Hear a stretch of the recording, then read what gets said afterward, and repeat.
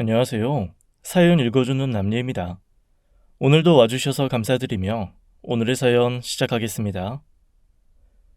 저는 지극히 평범한 남자입니다. 나이는 32살, 서울에 있는 IT 회사에 다니고 있는 입사 5년차 개발자예요. 대학교 공대 자체에 여학생이 별로 없어서 연애는 관심사가 아니었습니다. 하루 종일 컴퓨터와 씨름하다가 운동장에서 친구들과 배구를 하는 게 취미의 전부였습니다. 네, 제가 나름 운동신경은 있는 편이라 나름 공대에서는 배구 왕자라 불렸답니다. 그래봤자 재미없는 체크무늬 난방인 유니폼인 공돌이었죠. 주변 사람들이 자주 물어봐요.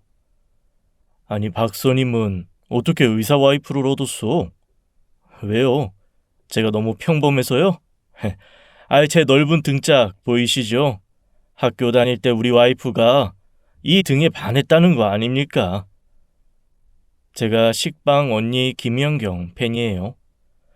그래서 어릴 때부터 친구들이 농구공을 갖고 놀 때 저는 배구공을 가지고 놀았죠. 고등학교 수행평가 중에 배구 공치기가 있었는데 제가 항상 1등이었답니다. 대학교에 들어와서 보니 친구들이 다들 농구나 족구만 하는 거예요. 그래서 제가 배구 동아리를 만들어 버렸죠. 배구의 매력이야 너무 많지만 사실은 불꽃 스파이크를 날릴 때가 진짜 시원하거든요. 그날도 동아리 회원들과 배구공을 가지고 몸을 풀고 있었죠. 공과대에 여자가 별로 없어서 예쁜 여자가 지나가면 정말 코미디처럼 공돌이들이 시선이 일제히 옮겨지거든요. 아내가 나타날 때 딱 그랬어요. 의과대 예과 2학년이었던 아내는 공대 친구를 만나러 왔다가 같이 돌아가는 길이었어요. 아내를 보려고 한눈을 팔다가 손가락이 꺾이고 맙니다. 저를 둘러싼 사람들의 무리를 뚫고 아내가 나타났어요. 같이 지나가던 공대 친구가 의대생이라고 무조건 끌고 온 거죠. 결국 아내의 보호 아래 같이 병원에 가게 되었습니다. 죄송해요. 저 혼자 와도 되는데 초면에 이렇게 폐를 끼치네요. 사람들은 의대에 다닌다고 하면 바로 의사처럼 휘리릭 치료가 가능하다고 오해해요. 예과 2학년이 뭘 할 줄 알겠어요. 하도 제 친구가 간절히 부탁해서 따라오긴 했는데 아마 반깁스 정도 하면 괜찮을 것 같아요. 맞아요. 가까이서 보지 않으면 잘 몰라요. 사람들도 컴퓨터 공학과라고 하면 게임은 무조건 잘하는 줄 알아요. 저는 배구만 잘하지 게임은 완전 초딩 수준이거든요. 그렇게 시작했죠. 평범하기 그지없는 공대생과 의대 여신이라고 불리던 의대생은 캠퍼스 커플이 되었습니다. 친구들은 나같이 평범한 놈이 의대생, 그것도 예쁘기 그지없는 여자친구가 생겼는지 궁금해했어요. 세상 사람들 대부분이 그랬죠. 경모가, 원래 공대생들은 거의 어조비 아니야? 근데 넌 어떻게 이렇게 어깨 깡패야? 너 쓰러져 있는데 얼굴은 안 보이고 어깨만 보이더라. 어조비? 어깨가 좁다는 말이구나. 내가 어깨는 좀 있는 편이지. 원래 강스파이크 날리려면 어깨 힘이 좋아야 하거든. 고3 때도 하루도 빼먹지 않고 푸시업 100개씩 했잖아. 자, 언제든지 내 등짝은 너를 위해 준비되어 있으니 마음껏 기대해. 약속해 그럼. 평생 내 옆에서 든든한 등이 되어주겠다고. 의외로 아내가 저에게 반한 것은 단순했죠. 아내는 남자의 어깨와 등을 보는 사람이었거든요. 대부분의 연애가 비슷하지 않을까요? 무슨 대단히 운명적인 우연 혹은 필연이라기보다 단순한 취향이나 기호가 그 계기가 되는 거죠. 중요한 것은 그 이후의 관계를 대하는 마음가짐이 운명을 만들고 하늘이 맺어준 인연까지 흘러가게 되는 거라고 생각합니다. 둘 다 제대로 된 연애 경험이 없어서 저희의 연애는 백지 상태에서 시작됐어요. 저도 그렇고 아내도 그렇고 남의 말에 잘 흔들리지 않는 타입이라 백지에 우리만의 색깔을 입힐 수 있었습니다. 둘 다 이과형의 인간이라 말을 돌려서 하기보다는 주어 서술어 목적으로 명확하게 표현하는 것을 좋아했죠. 흔히 드라마에 나오는 미안해와 뭐가 미안한데 무한 반복이 없다는 거예요. 섭섭한 일은 바로 이야기를 했어요. 내일이 내 생일인데 경목이 네가 아무런 준비를 하지 않은 것 같아서 내가 지금 섭섭한 마음이 드는데 어쩌지? 네 오해야. 아니 내가 깜짝 이벤트 하고 싶어서 준비 중이었는데 방금 네가 스스로 그것을 깨버린 거야. 이 바보야. 이렇게 시작한 연애가 10년이 넘어갔습니다. 아내가 예과 2학년 때 만나서 본과 4년, 인턴과 레지던트 끝내고 전문의까지 10년의 시간이 걸린 거죠. 저는 군대를 다녀오고 바로 IT 회사에 취직을 했습니다. 바쁜 의대 생활에도 짬을 내서 틈새 데이트를 했죠. 아내는 제가 배구하는 모습을 좋아했어요. 그리고 제 넓은 등에 기대어 잠깐 조는 것도 좋아했죠. 아내가 공부를 오래 했기 때문에 제가 어쩌면 아내를 기다린 것도 있죠. 아내의 공부를 마치고 결혼을 하는 게 부담이 없을 것 같았어요. 인턴이랑 레지던트 시절은 워낙 바쁘고 힘든 시기여서 얼굴 보기도 힘들 정도였죠. 그래서 의대생과 연애하는 사람들은 이때 많이 싸운다고 하더라고요. 하지만 10년의 시간 동안 우리가 서로 싸운 기억은 손에 꼽을 정도였어요. 시간이 흐르면서 관계가 지루해지고 권태기가 온다고 하던데 저희는 오히려 서로에 대한 믿음이나 신뢰가 더 단단해지는 관계였어요. 너무 다행이죠. 둘 다 자신이 선택한 것에 책임을 지려는 성향이어서 그랬나 봐요. 특별히 프로포즈를 할 것도 없이 결혼이 너무 자연스러운 수순이었어요. 양가 부모님도 결혼은 당연한 거라고 여기셨으니까요. 시골에 계신 제 부모님들은 의사 며느리를 맡는다고 땅 팔고 소 팔아야 되는 거 아니냐고 걱정을 하셨지만요. 물론 그런 일은 없었어요. 예비 장인은 저를 보자마자 크게 안고 제 등을 두드리셨죠. 아, 이제야 자네 얼굴을 보는구만. 하긴 딸이 하도 바빠서 내 딸 얼굴 보기도 힘들어. 그래도 이야기는 많이 들었지. 듣던 대로 아주 등발 하나는 끝내주는데 듬직해. 아주 마음에 들어. 첫 인상에서 바로 최고 합격점을 받은 저는 장인 어른의 사랑을 많이 받았습니다. 현아가 얘기를 했는지 모르겠지만 내가 이혼을 했네. 현아가 고등학교 2학년 때니까 벌써 시간이 꽤 흘렀어. 현아 밑으로 3살 터울 남동생이 하나 있는데 이혼하면서 아내가 데리고 갔네. 원래 자식이 결혼할 때는 이혼을 했어도 부부가 다 참석을 한다고는 하던데 물론 집안마다 다르긴 하겠지만 현아에게 내가 먼저 말했네. 엄마에게 연락하지 말라고. 이미 결혼식에 오는 가까운 친척들은 우리가 이혼한 걸 다 알고 있고 하니 내가 불편해서 부르지 말자고 했네. 그러니까 자네가 이해를 해주게. 아마 현아가 이런 얘기를 하고 싶지 않아 할 거야. 아내는 어린 시절 이야기를 잘 안 했어요.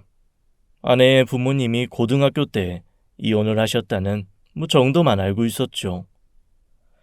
다들 각자의 가족사가 있겠거니 했어요. 저도 불어 아내에게 물어보지 않았습니다. 결혼식은 가장 가까운 지인들과 친척분들을 모시고 소박하게 올렸어요.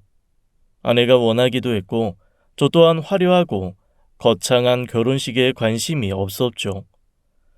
제가 직장생활 5년 동안 모은 돈과 장인 어른께서 도와주셔서 작은 빌라를 마련할 수 있었어요. 아내가 페이 닥터로 취직한 피부과 병원에서 가까운 거리에 마침 신축 빌라 미분양이 나와 있어서 시세보다 저렴하게 구할 수 있었죠. 이제 내가 걱정이 없다. 이 현아가 그 힘들고 오랜 과정을 무사히 마치고 어엿한 의사 선생님이 되었구나. 아, 장하다 내 딸. 그리고 무엇보다 이렇게 듬직한 남자를 만나서 평생 같이 할 반려자가 생겼으니 난 이제 눈을 감아도 여한이 없다. 아빠, 무슨 죽을 날 받아놓은 사람처럼 이야기를 해.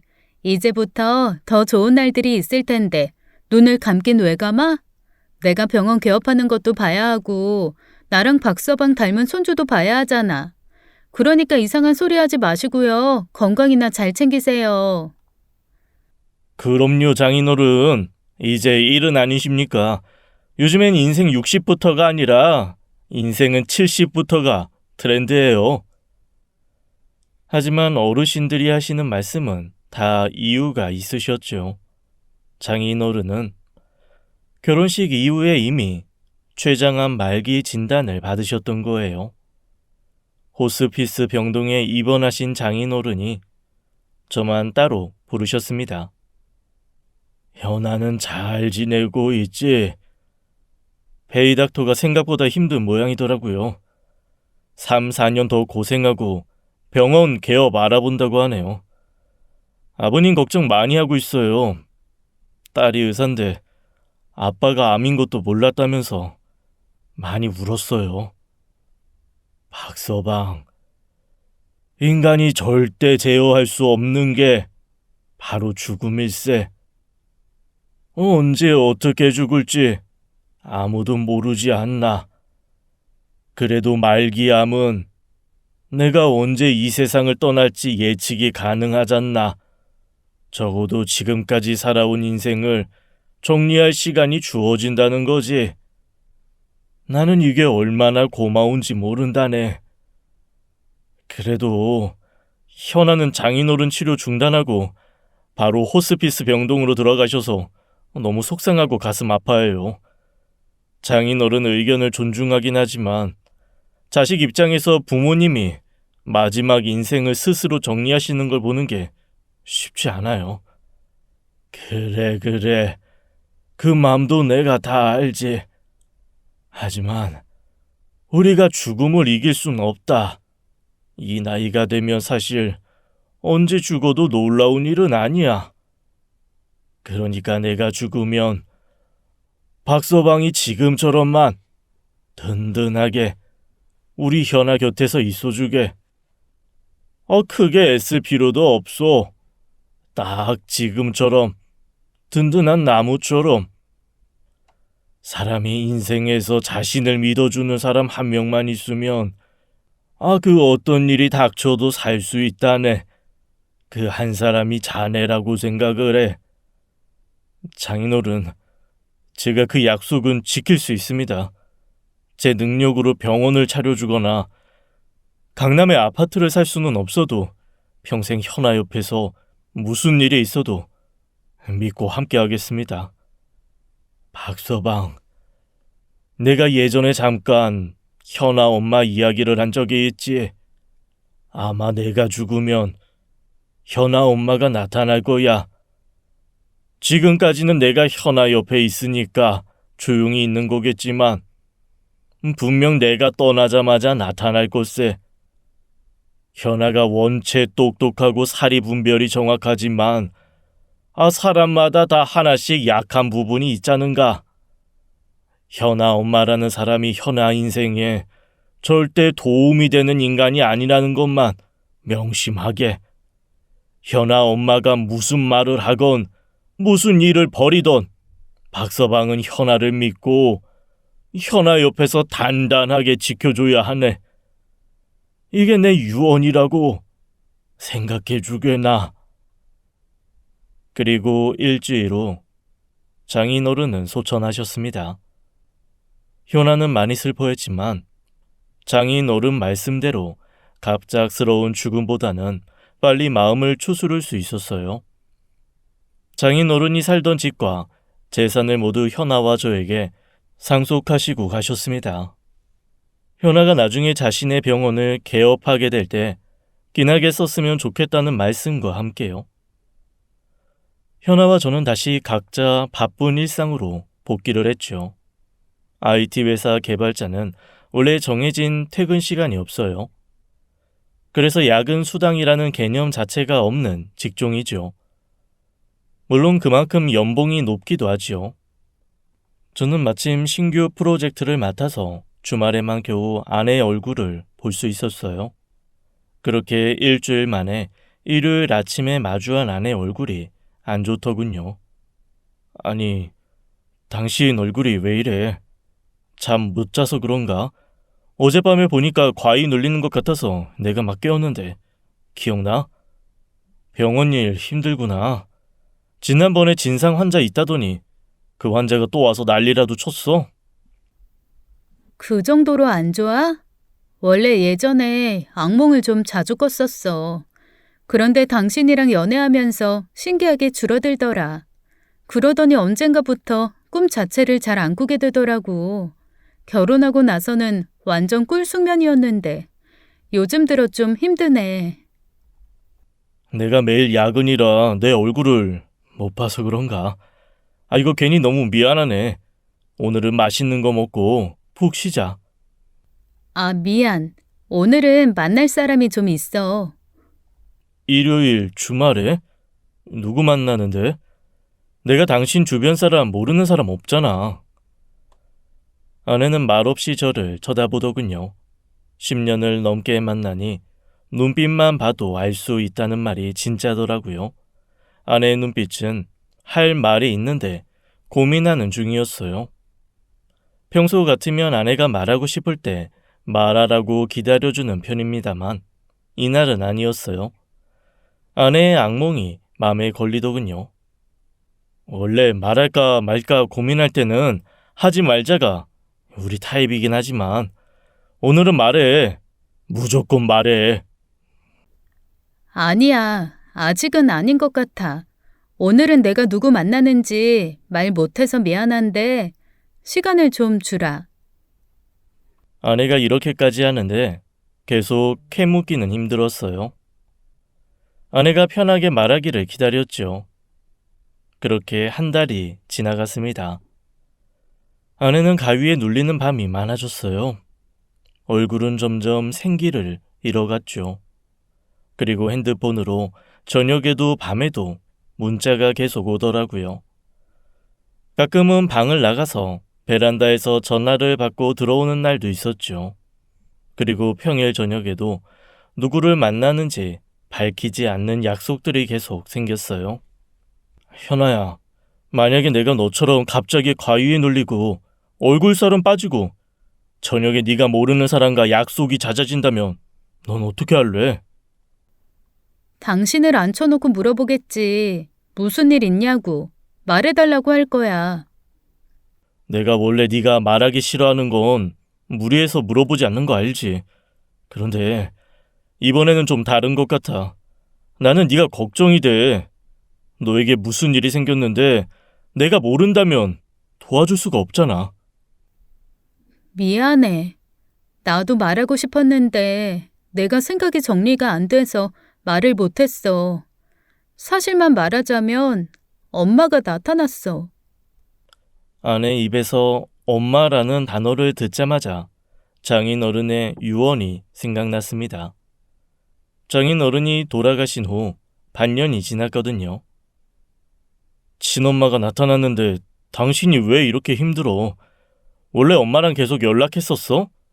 돌아가신 아버님 말씀이 이혼 후에는 너랑 연락을 못하게 했다고 하셨는데 그래서 결혼식에도 안 부르신다고 말이야. 아빠가 그런 얘기까지 하셨어? 아빠가 이혼하고 나서 엄마하고는 연락하지 말라고 하셨어. 유일하게 나한테 금지된 게 그거였어. 사실 엄마가 바람이 나서 이혼을 하신 거였어. 아빠가 그때 얼마나 상처를 받았는지 알았으니까 나도 이해를 했지. 근데 난 또 바보같이 엄마가 보고 싶은 거야. 그래서 아빠 몰래 엄마한테 연락했었어. 처음에는 반가워하셨어. 내 생일에 밖에서 만나서 저녁을 먹기도 했어. 그런데 시간이 지나니까 나랑 만나는 게 부담스럽다고 하시더라. 그래서 그 다음엔 가끔 전화만 드렸지. 그런데 그것조차 귀찮아 하는 것 같아서 나도 화가 났었어. 그리고는 의대 생활이 워낙 바쁘기도 하고 당신이랑 연애하고 나선 연락이 거의 끊겼어. 나도 더 이상 구차하게 연락하기 싫더라고. 결혼식 때는 연락했었어? 나도 그때까지 마음이 안 풀렸었는데 막상 결혼한다고 하니까 엄마한테 당신이랑 내가 드레스 입은 모습을 너무 보여주고 싶더라. 그런데 아빠가 당신한테도 말한 것처럼 너무 완강하셨어. 그리고 친척 중에 누군가가 말하면 모를 수도 없을 거라고 생각했지. 그래도 문자라도 올 줄 알았어. 아무 연락이 없더라고. 그래서 내가 결혼사진 보냈었어. 그런데도 축하한다 문자 하나 없더라고. 나도 그때는 너무 섭섭해서 진짜 끝이라고 생각했어. 장인어른 장례식 때도 안 오셨잖아. 그때도 연락은 했었어? 안 했어. 아빠 장례식이잖아. 아빠가 원하지 않을 거 알았어. 마지막 가는 길은 아빠가 좋아했던 사람들이랑 보내주고 싶었어. 그런데 아빠 돌아가시고 얼마 안 있어서 문자가 오기 시작하더라고. 처음엔 나도 무시했어. 결혼식 때 섭섭했던 마음이 가시지가 않았거든. 그러다가 내가 일하는 피부과를 어떻게 알고 찾아오셨어. 지난번에 나한테 말해주지 않고 주말 저녁에 만났던 사람이 엄마였구나. 미안해. 말 못해서. 아니, 친엄마를 만나는 게 무슨 말 못할 일이야. 혼자 만나지 말고 다 같이 만나자. 나도 인사를 드려야지. 그게 당신에게 소개하는 게 맞는지 모르겠어. 지금 형편이 너무 어렵다고 하시네. 당신 사정이 좀 좋아지면 그때 정식으로 만나고 싶으시대. 그래서 그냥 당신에게 말 안 하고 몇 번 보내드렸어. 알았어. 기다릴게. 그런데 너무 오래 기다리게 하지는 말아줘.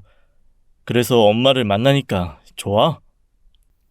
좋은 것도 있고 별로 기억하고 싶지 않은 일들까지 생각나서 별로인 것도 있네. 엄마가 바람이 나서 이혼을 하셨으니 그럴 만도 하지. 그렇다고 과일을 눌릴 정도로 악몽을 꾸는 거야? 당신한텐 엄마라는 존재가 아킬레스인가? 이렇게 감정이 흔들리는 거 처음 본다. 아킬레스 맞나 봐. 유일하게 논리적인 사고력이 작동이 안 되는 게 엄마야. 아니다. 아킬레스라기보다는 봉인한 감정을 터트리는 버튼? 머리로는 아는데 눈앞에 나타나서 힘들다 하시면 뭐라고 해야 할까? 무장해제 되는 느낌?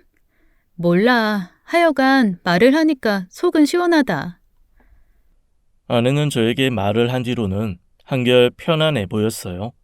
그런데 그 이후로도 아내는 계속 장모님에게 이런저런 이유로 돈을 뜯기고 있더라고요. 장인어른이 말한 이유가 이거구나 생각했어요. 여보, 요즘에도 장모님 연락해? 내일 만나기로 했어.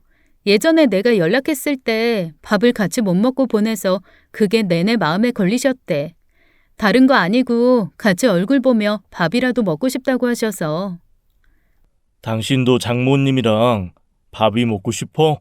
아직도? 나 사실 엄마가 이혼하실 때 마지막 인사도 제대로 못했어. 어느 날 아빠랑 엄마가 싸우시는데 엄마가 남자가 생긴 것 같더라고. 엄마가 원래 노래하고 춤추는 거 좋아하셨거든. 아직도 기억나는 게 어릴 때 집에서 엄마가 음악을 틀어놓고 춤을 추시는 거야. 나랑 동생 손을 붙잡고 가르쳐준다고 하면서 말이야. 그땐 그게 너무 재밌었어. 엄마가 춤을 추면 행복해 하셨거든. 그런데 아빠는 엄한 분이셨어. 엄마가 집에서 우리들 붙잡고 춤추는 거 질색하셨거든. 어느 날부터 엄마가 낮에 집에 오면 없는 거야. 엄마가 춤바람이 난 거라고 동네 아줌마들이 그러더라고. 그 뒤로도 춤추면서 만난 남자랑 바람을 많이 피신 것 같아. 그래도 그때마다 크게 싸우시곤 며칠 또 우리랑 놀아주고 그랬거든. 나도 그때는 그냥 매번 하는 바람이고 싸움이라고 생각했어. 그런데 어느 날 학교에서 돌아왔는데 옷장에 엄마 옷이 하나도 없는 거야. 동생도 없어. 그게 엄마를 본 마지막이었어. 나한테 인사도 안 하고 떠난 엄마가 너무 야속하고 미웠어. 그런데 또 너무 보고 싶은 거야. 그래, 많이 서운했겠다. 갑자기 사라지셨으니 궁금하기도 했겠고. 엄마가 그러는데 부모님이 결혼하시고도 5년 동안 애가 없다가 내가 들어선 거래. 그래서 날 갖고 너무 좋았다는 거야. 딸이라는 걸 알고는 더 좋으셨대. 엄마가 꾸미는 걸 좋아하니까 예쁜 딸을 낳아서 머리도 따주고 옷도 예쁘게 입혀서 항상 데리고 다니고 싶었대. 그런데 아빠가 너무 엄해서 애한테 이상한 옷 입힌다고 혼이 많이 났다고 하시더라. 아니, 이런 얘긴 처음 듣네. 아버님도 그렇고 당신도 이런 얘기는 한 적이 없잖아. 나도 지난번에 처음 들었지. 내가 기억도 못하는 어린 시절 이야기를 들으니까 너무 좋더라고. 그냥 엄마가 진짜 평범한 다른 엄마같이 느껴졌어. 그리고 정말 요즘엔 엄마가 달라지셨어. 내 걱정도 얼마나 많이 하는데 비타민도 사오셨더라고. 그러니까 당신도 너무 걱정하지 마. 아내의 이야기를 들어보니 장모가 방법을 바꾼 것이죠. 아내가 엄마의 정에 굶주려 있다는 것을 알고 그 약한 부분을 노린다는 것을 저는 알겠더라고요. 하지만 정작 당사자인 아내는 알 수 없죠. 차마 그렇다고 엄마 때문에 좋아하는 모습 앞에서 제 생각을 말하기는 힘들더군요. 아내는 그 뒤로도 장모와 만나 밥을 먹고 쇼핑도 했어요. 오늘 엄마랑 옷 사러 같이 갔는데 너무 좋았어. 나 평소에도 친구들이랑 엄마랑 옷 사러 가서 서로 봐주고 하는 게 너무 부러웠거든. 그런데 엄마도 같은 마음이었대. 아들하고는 할 수 없는 일이라고. 봐봐, 엄마랑 커플 티셔츠 샀어. 엄마가 사주셨어. 좋았겠네. 당신은 받기만 했어? 에이, 어떻게 받기만 해. 내가 돈을 훨씬 잘 버는데. 엄마 생일도 얼마 안 남아서 내가 생일 선물로 밍크코트 사드렸어. 그동안 못한 생신 선물 한꺼번에 한다고 생각하래. 그것도 맞는 말이잖아. 그리고 고백하자면 핸드백도 하나 사드렸어. 밍크코트에 어울릴 백이 없다고 울상을 지으시더라고. 장모를 만나보지 않아도 어떤 사람인지 감이 잡히더군요. 현아의 약한 부분을 정확히 알고 있었어요. 유독 엄마 앞에서만 약해지는 마음을요. 사람마다 그런 게 한 가지씩 있잖아요. 그게 약점이 될 수도 있고 결핍이 될 수도 있고 한이 되기도 하는 거겠죠. 여기까지는 그래도 그럴 수 있다 생각했죠. 여보, 엄마가 이번에 친구들이랑 여행 가고 싶다고 하시는데 내가 여행 경비 좀 보내드렸어. 여보, 엄마가 지금 태국인데 현금이랑 카드를 몽땅 소매치기 당하셨대. 우선 급한 대로 200만 원 보내드렸어. 내 덕분에 여행 너무 잘 다녀오셨대. 고맙다고 면세점에서 향수 사다 주셨는데? 그런데 이번에 몸이 좀 안 좋아서 건강검진 받고 싶으시대. 이왕 검사 받는 거 제대로 하시라고 100만 원 보내드렸어. 더 이상은 안 되겠다 싶었죠. 아내에게 장모님을 집으로 초대하라고 했습니다. 아니, 아빠한테 받은 유산은 어쩌고 아직도 이렇게 작은 빌라에서 살아? 의사식이나 돼서 사는 게 20평이 뭐니? 아이, 왜 그래 엄마. 병원에서도 가깝고 둘이 살기엔 충분해. 이그 답답이. 충분하긴 뭐가 충분해? 원래 의사 며느리 얻으려면 집 한 칸은 기본 아니야? 이 코딱지만한 집도 아빠가 도와줘서 산 거라며. 왜 그래 엄마. 남편이 듣겠어. 그렇게 말하지 마. 나한테는 너무 소중한 사람이야. 아무리 소중해도 언제 남이 될지 모른다. 남편이 왜 남편이니? 남의 편. 그것도 몰라? 장모님, 인사가 늦었습니다. 박경목입니다. 제가 들으려고 한 건 아니지만 하도 크게 말씀하셔서 다 들었어요. 저는 끝까지 우리 현아 편할 거니까 걱정하지 마세요. 딸 사는 꼴이 그렇게 안타까우시면 이제 손 벌리시는 것도 그만해 주시죠. 어머, 인사하자마자 브레이크도 없이 훅 들어오네. 어디서 배운 환영법이야?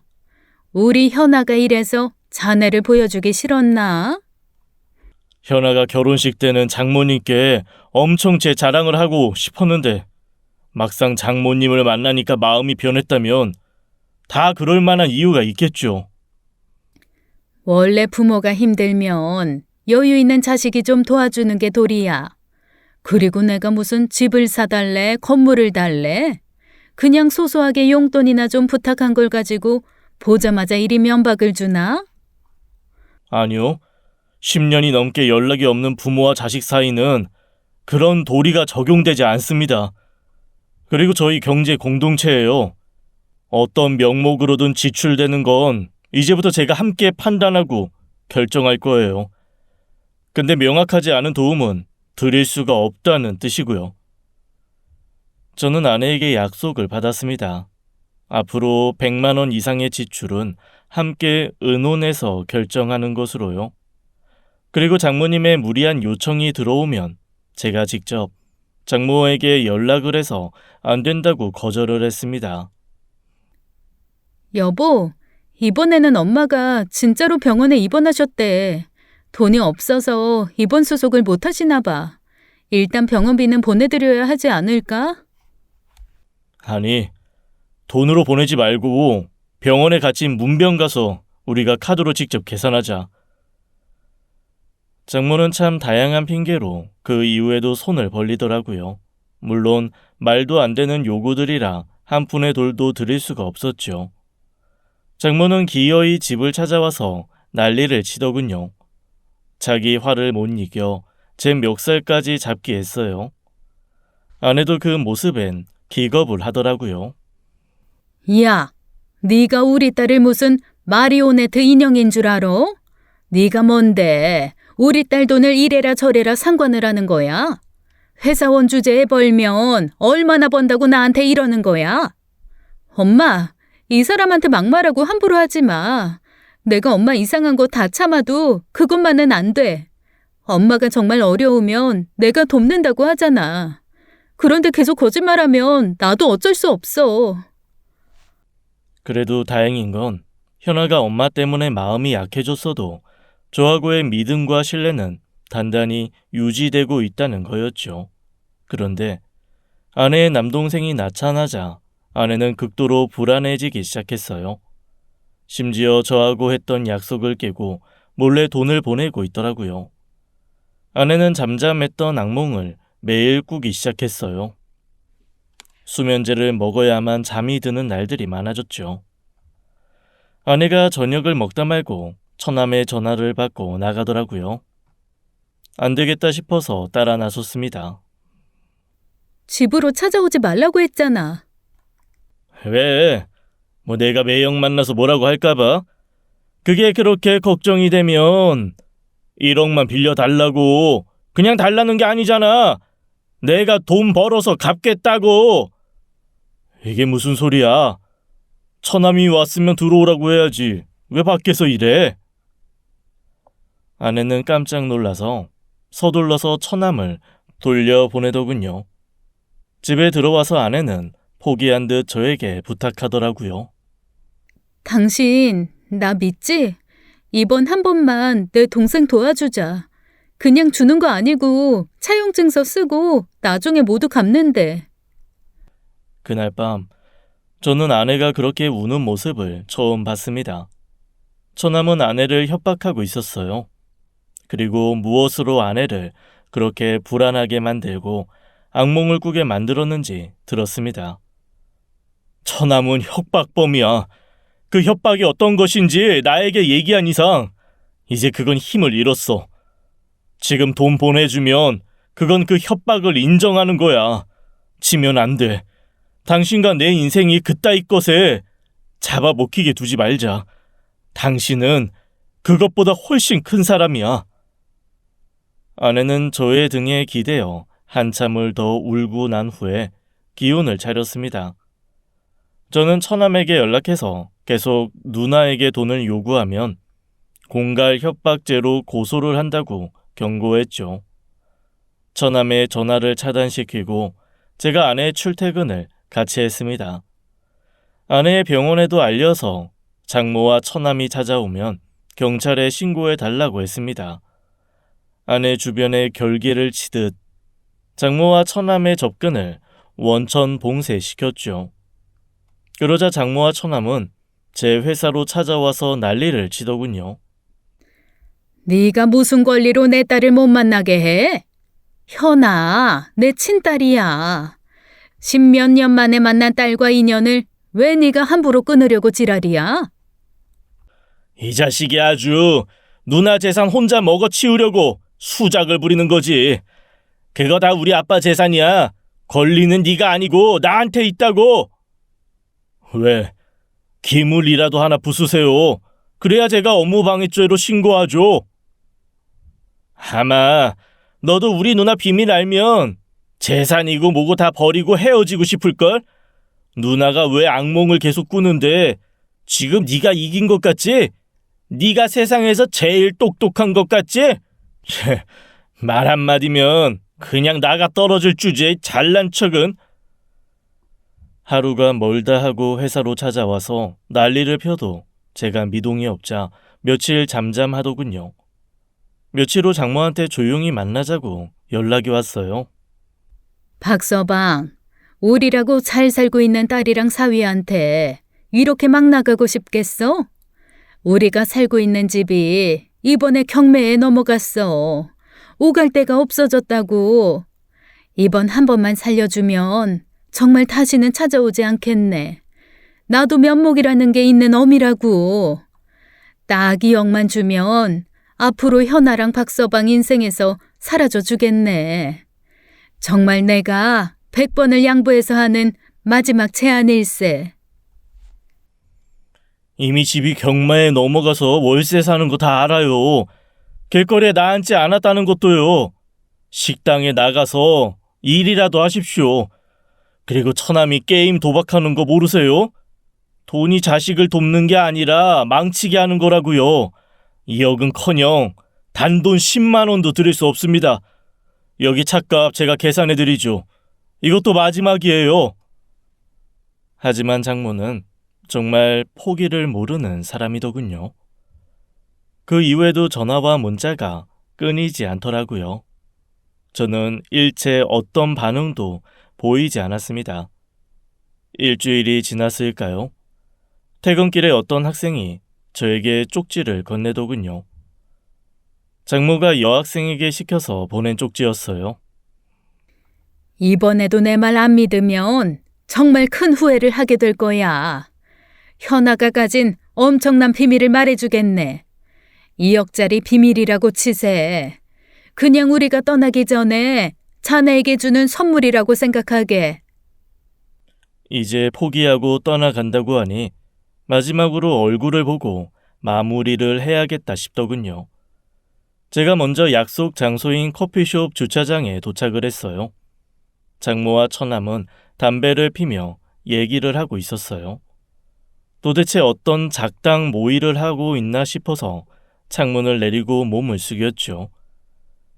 내가 같이 엄마 옆에 있는 게 낫지 않을까? 그래야 더 확실한 증인을 내가 해줘야 매형도 믿지 않겠어? 그런데 이 얘기를 매형한테 해주는 게 맞아? 발설해버리면 누나를 협박할 건더기가 없어지는 거잖아. 네가 이래서 엄마 따라오려면 한참 멀었다는 거야. 네 매형이라는 인간 봐봐라. 사람이 찌르면 반응이 있어야 하는데 꼼짝을 안 하잖아. 현아가 지 남편이 너무 든든하니까 언제부턴가 도통 우리 말이 먹히지를 않잖아. 저것들을 떼어놔야 현아를 우리 맘대로 구워 삶지 않겠니? 아하, 역시 엄마야. 매형이 누나 비밀 들으면 가만히 있지 않겠지? 당장 누나랑 이혼하려나? 제 아무리 사이좋은 부부라고 해도 이런 비밀을 알면 금이 가기 마련이지. 처음에야 지도 뱉어놓은 말이 있으니 괜찮은 척해도 아마 곧 끔찍해질 거다. 남자들이란 게 다 그래. 아무리 사랑한다 어쩐다 해도 다 거기서 거기 접시물 깊이다 이 말이야. 알았어. 그럼 나는 구석에서 숨어서 지켜보고 있을게. 장모와 처남은 담배 꽁초를 버리고는 카페 안으로 들어가더군요. 저는 시간차를 두고 뒤따라 들어갔습니다. 장모 혼자 앉아있더군요. 아니, 윗사람이 먼저 와서 기다려야 되겠나? 하나부터 열까지 마음에 드는 구석이 하나도 없네. 이미 커피는 드시고 계시네요. 저도 커피 한 잔 시키겠습니다. 그래, 커피 실컷 마셔두게. 내 이야기 듣고 나면 커피 맛 싹 사라질 테니까 말이야. 장모는 예의 그 음흉한 미소를 짓더군요. 도대체 마지막으로 할 얘기가 뭡니까? 이미 돈 얘기는 지난번에 확실하게 말씀드린 걸로 기억하는데요. 내가 진짜 지난번에 자네한테 그 수모를 겪고 너무 괘씸해서 그냥 미련 없이 가버리려고 했는데 말이야. 그래도 사위사랑은 장모 아닌가. 박서방 자네 생각하니 불쌍해서 발걸음이 떨어지지 않더라고. 진짜 마지막이다 생각하고 연락했네. 에휴, 아무리 내 딸이지만 현아 그 기집애가 박서방을 아주 감쪽같이 속였더라고. 현아가 속이긴 뭘 속였다는 겁니까? 내가 이 비밀은 정말 무덤까지 가지고 가려고 했었는데. 그럼 무덤까지 가지고 가십시오. 아니, 나도 그럴까 했는데 지난번에 박서방이 현아를 너무 사랑하는 게 느껴지더라고. 그런데 사람이 말이야. 그렇게 사랑하는 사람한테 비밀이 있으면 안 되는 거잖아. 현아 그 기집애가 어떤 과거를 숨기고 살았는지 알면 박서방도 나한테 고마워할걸? 서론이 기시네요. 현아 비밀이 뭔지 말씀해 보십시오. 아유, 이거 내 딸 얘기라지만 난 부끄럽고 더러워서 차마 입이 떨어지질 않네. 현아 쟤가 박서방 만날 때 연애는 처음이라고 했다며? 남자도 처음이라고 했겠지. 첫사랑? 웃기시네. 쟤는 중학교 3학년 때 이미 남자한테 버린 몸이라고. 밤늦게 다니다가 남자한테 성폭행을 당했는데 전혀 몰랐지? 박서방 그렇게 똑똑한 척 잘난 척 해대도 작정하고 속이는 년한테는 당할 수가 없어. 자네가 감쪽같이 12년 동안 다 속고 산 거라고. 그래서요. 계속 말씀해 보시죠. 그래서요라니? 내가 지금 한 얘기 이해 못했어? 더 얘기하고 말 게 뭐가 있어. 현아가 박서방 만나기 전에 이미 더럽혀진 몸이라고. 씻을 수 없는 과거를 가지고 있다니까. 그걸 지금까지 숨기고 있었다고. 더럽혀지다니요. 사람은 타인에게 상처를 받을 수 있어도 더럽혀질 수는 없습니다. 그리고 상처는 나을 수 있어요. 상처 자체가 그 사람을 규정할 수 없다는 말씀입니다. 현아는 당신이 말하는 그 사건으로 훼손될 수 있는 사람이 아니라고요. 그리고 그것은 당신 말대로 과거에 일어난 일이에요. 현아가 그 과거로 인해 힘들어한다면 오히려 손을 잡아줘야죠. 그게 평생을 함께하기로 약속한 남편이 해야 할 일이라고요. 현아가 과거에 그 일로 받은 상처보다 친엄마가 이런 사람이라는 거가 인생에서 가장 큰 상처라는 거 알아요? 가족이라면, 적어도 엄마라면 딸의 아픔을 보듬어 주지는 못할 망정 이렇게 함부로 까발리는 사람 앞에서 제가 어떤 반응을 보여야 하는데요. 저는 사람입니다. 당신 같은 개돼지 짐승만도 못한 사람이 아니라는 말씀이에요. 아이고 연병. 현아 그년이 아주 대단한 놈을 서방으로 뒀네. 뭐 이런 생기다만 놈이 다 있어? 모질이 아니야? 그 더러운 입으로 현아 이름 부르지 마세요. 세상에 어느 엄마가 자기 딸을 년이라고 욕합니까? 성폭행을 당한 게 현아 잘못이에요? 아니 감싸주고 위로해도 모자를 파네. 지금 그걸 말이라고 합니까? 그동안 현아가 이런 엄마 밑에서 가장 힘든 시기를 어찌 견뎠을까 생각했어요. 그동안 현아에게 얼마나 잔인하게 굴었을지 눈에 선하더군요. 이런 사람이 친엄마라니. 저는 커피잔을 들어 장모의 멱살을 잡고 천천히 머리끝부터 붓기 시작했습니다. 장모가 커피잔에 든 내 손을 잡으려 발버둥을 치더군요. 숨이 막혀서 소리조차 못 지르더군요. 저는 멱살을 잡은 채 이번에는 귀싸대기를 날려버렸어요. 전직 배구 왕자의 매서운 스파이크 맛을 보여줬죠. 당신 같은 사람이 친엄마라니 현아가 불쌍하다. 당신은 엄마 자격도 없어. 장모의 비명소리에 구석에 숨어있던 처남이 달려오더군요. 그동안 저 면상을 얼마나 갈겨주고 싶었는지요. 달려오는 처남의 얼굴을 향해 점프를 해서 불꽃 스파이크를 날려버렸죠. 처남이라는 놈은 그렇게 싸대기를 맞고 나뒹굴고도 다시 소리를 지르면서 덤벼들기를 반복하더군요. 그래 계속 덤벼봐. 내가 네 귀가 안 들릴 때까지 날려주마. 너희 같은 쓰레기들은 몸이 망가져야 정신을 차리지. 이 병신이 뭐래? 아주 순정남 나셨네. 누나 더러운 각오를 알고도 이래? 그 더러운 입에서 누나 소리 함부로 발설하지 말아라. 아유, 이러다 정말 사람 병신 만들겠어. 그만해. 무슨 대단한 사랑을 한다고 이 지랄이야. 미쳤어? 그때 장모의 뒤에서 현아가 나타났습니다. 아마도 제가 장모랑 만나기로 한 것을 알았나 봐요. 맞아. 내가 엄마한테 못 받은 사랑, 남편 잘 만나서 아주 깊고 대단한 사랑 받고 있어. 아마도 아빠가 주고 가신 선물인가 봐. 지나고 보니 아빠가 너무 불쌍하네. 엄마 같은 여자를 아내로 맞아 자식을 둘씩이나 낳았네. 아빠는 이미 엄마가 엄마로서도 인간으로도 함량 미달인 거 아셨던 거지. 그래서 돌아가실 때 남편한테 말한 거야. 엄마가 나타나면 날 꼭 지켜주라고 말이야. 그래 말 잘했다. 그 별 볼 일 없는 니네 아빠가 박서방에게 널 나한테서 지켜주라고 했다고? 그러니까 박서방은 이미 이 사실을 알고 있었단 말이냐? 그걸 알고도 너랑 결혼했어? 아니, 몰랐지. 아마 엄마가 나타나지 않았다면 평생 몰랐을 거야. 엄마가 그랬잖아. 그 사건이 있던 밤 울고 있는 나를 잡고 말했잖아. 평생 아무한테도 말하지 말라고. 무덤까지 꽁꽁 숨기다가 죽으라고. 그땐 엄마가 날 생각해서 그런 줄 알았는데 이제야 알겠네.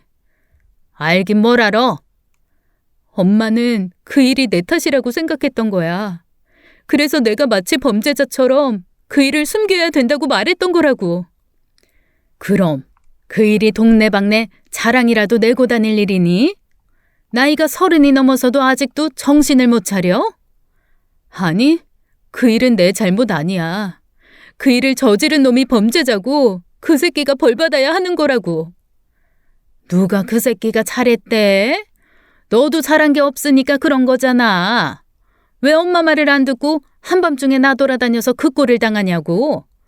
내가 동네 아줌마들 쑥덕거리는 거 잠재우느라 얼마나 힘들었는지 알아? 보통 엄마라고 하면 그 상황에서 딸을 달래주지. 괜찮냐고 딸의 안부부터 묻지. 그리고 걱정하지 말라고 안심시키지. 엄마처럼 평생 숨기라고 협박하지 않어. 나 그때 중학교 3학년 아이였다고. 내가 얼마나 무섭고 죽고 싶었는지 알아? 이빨이 덜덜 떨리면서 말도 제대로 못하고 있는 딸한테 엄마라는 사람이 그렇게 얘기하냐고. 그냥 안아주면서 괜찮다는 말 한마디가 그렇게 힘들었어? 세상에 엄마들이 다 똑같아? 이런 엄마도 있고 저런 엄마도 있는 거지. 그러는 너는 다른 딸처럼 나한테 잘한 게 뭐가 있어? 맨날 아빠만 좋다고 했으면서.